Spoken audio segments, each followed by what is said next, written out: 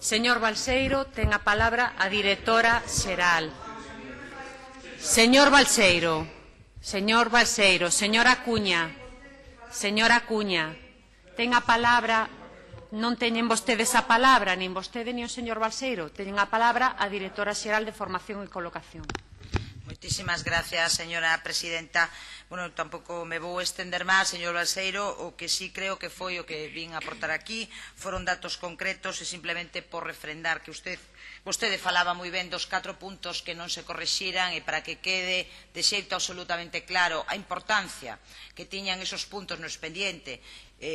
O digo independentemente de que hai que aportar toda a documentación requerida, pero para que quede constancia da importancia que tiñan esos 4 puntos que eran o núcleo esencial do expediente que non foron remitidos polo Goberno municipal do Concello de Ribadeo. Me refería antes ao certificado que acredita a titularidade dos terreos onde se vai facer o proxecto, as autorizacións administrativas exixibles para a realización dos proxectos, o orzamento de ingresos non coincidía co orzamento de gastos do proxecto e os gastos de contratación dos alumnos traballadores non coincidían as cantidades do orzamento de gastos coas posibles subvencionadas pola Consellería de Traballo e Benestar.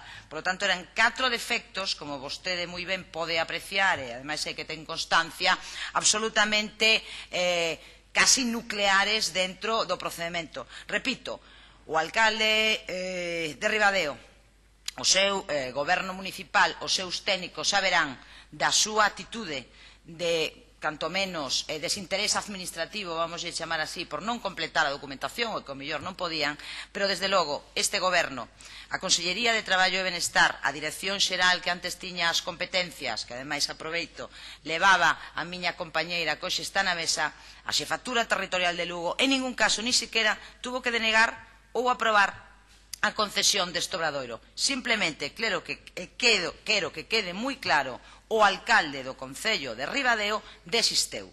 Esa é todo o que teña que aclarar ao respecto. Por lo tanto, creo, sinceramente, que ten a responsabilidade de non intentar enganar a ninguén e explicar por que non presentou esta documentación. Mais nada, moitísimas gracias, señora presidenta. Moitas gracias, señora Díaz. Pasamos entón á seguinte pregunta.